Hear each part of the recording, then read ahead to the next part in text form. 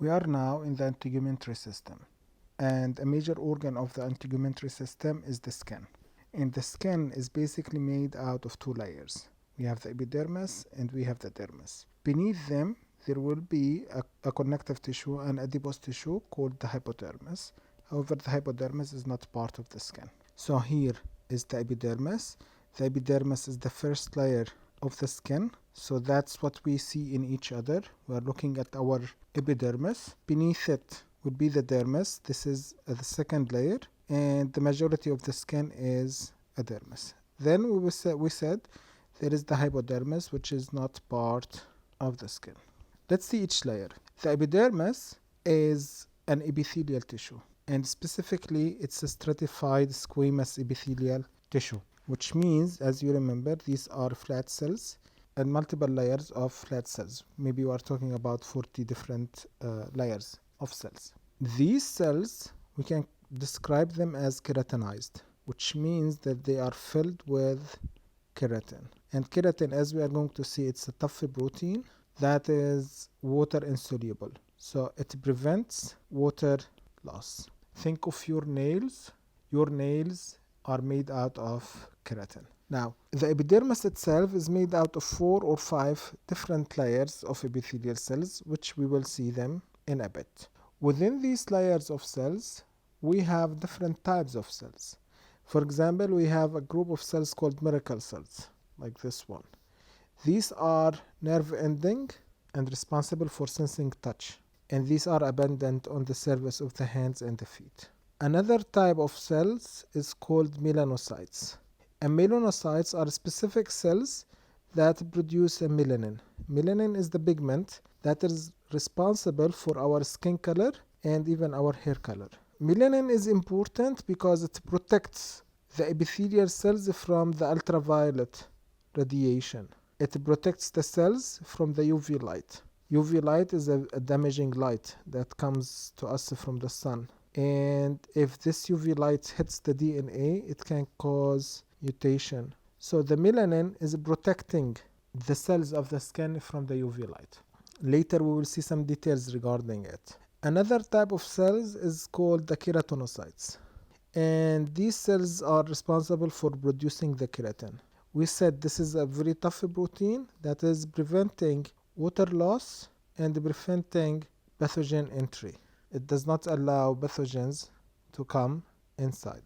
Now, as the cells are moving up, and we will understand how they are moving up in a bit, they are accumulating keratin.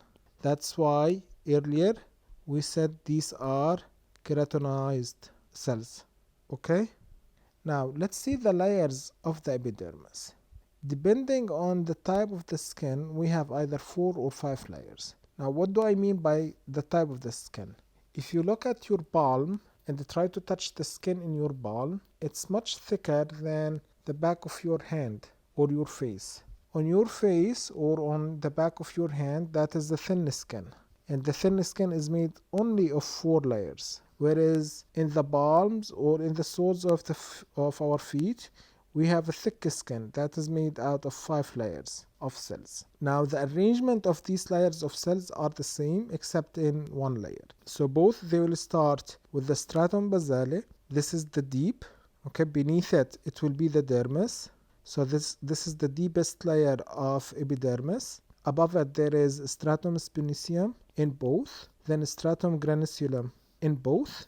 Then in thick skin, we have additional layer called stratum lucidium. However, there is no stratum lucidium in the thin skin. Then we have stratum corneum in both thin skin and thick skin. So the difference is the stratum lucidium. I'm not requiring you to know all of these layers. I need you only to know the first layer or the deepest layer and the most superficial layer, the stratum corneum. And also understand that in the thick skin there is additional layer. Now let's see some details regarding these layers. For the stratum basale, we can think of this as the stem cells of the skin, or specifically of the epidermis. Now, one thing about the epidermis, since it's epithelial tissue, and if you remember in chapter 4, we said one of the features of the epithelial tissue is their ability to keep regenerate themselves, right? So this layer, the stratum basale, is responsible for this function. So this is like 1 or 2 layers of cells down deep in the epidermis. These are mother cells that they keep dividing through mitosis and providing daughter cells. And these daughter cells, as they are produced, they are pushing the other cells toward the surface. So every time a new cells appears, it means these older cells are being pushed up. So this means that constantly we are having new cells added to our epidermis layers. And that is why if there is like a small scratch in your skin, it can heal. It will take a few days, sometimes maybe weeks, but eventually it will heal. The same thing if you have a writing or a dye on your hand, in a few days it will be gone. Why? Because constantly these cells are being regenerated. Now, as these cells are moving up, they are accumulating keratin. So as the cells are moving up, they are accumulating keratin. So all of these cells will have keratin in them. And as we said, keratin is important because it will prevent water loss and will prevent pathogens from entering. Another feature of epidermis, we said these are avascular cells. There is no blood vessels within the epidermis. So all of these cells, they are getting their oxygen by diffusion. The oxygen and the nutrient, they are getting it by diffusion. But diffusion can work only to a certain area, maybe around here. After this, it's too far for oxygen to diffuse. It will be consumed by all of these cells. So literally these cells will not have any oxygen supplies, so they will die. So these are dead cells. Like from here and above, these are dead cells. I know this is creepy, but we are looking at our dead cells. Our skin basically is dead cells. Now, although these are dead cells, but they still have a function. And this brings us to the stratum corneum. This is the last layer of our epidermis, the stratum corneum. These are dead cells filled with keratin. Now, for the cell, like a typical cell, to move from stratum basale to stratum corneum, this takes around 6 weeks. Like we are talking about 45 days, a typical journey. And when they arrive to the stratum corneum, they will start shedding. You see all of these cells. And technically, whenever you touch your skin, you are shedding like thousands of cells every time you are touching your skin. Again, these are dead cells, but still they have function. Since they are filled with keratin, they prevent water loss, prevent also heat loss, and also prevent pathogens from getting in. Prevent pathogens or microbes from getting in. So this is a protection layer, although they are dead cells, but they are protecting our body. Now let's see the dermis. The dermis is connective tissue in general. Remember, one of the features of the epithelial tissue that is always supported by connective tissue. So the dermis is the connective tissue in this case. Now the dermis is the area that it holds the blood, lymph vessels, nerves, and other structures like the hair follicles and sweat glands. And the dermis also contains fibers, like elastin and collagen fibers. These are produced by fibroblasts, which are also important in the flexibility of the skin. The dermis is made out of 2 layers. The papillary layer, which is around 20% of the dermis, and then the reticular layer, which is around 80% of the dermis. The papillary layer is the layer that is immediately beneath the epidermis. This is the epidermis. So the green line is the border between the epidermis and the dermis. All of the area above the green line is the epidermis. Between the green and the blue line, this is the papillary layer. And the papillary layer is made out of areolar connective tissue. And its main function is to enhance the connection between the epidermis and the dermis.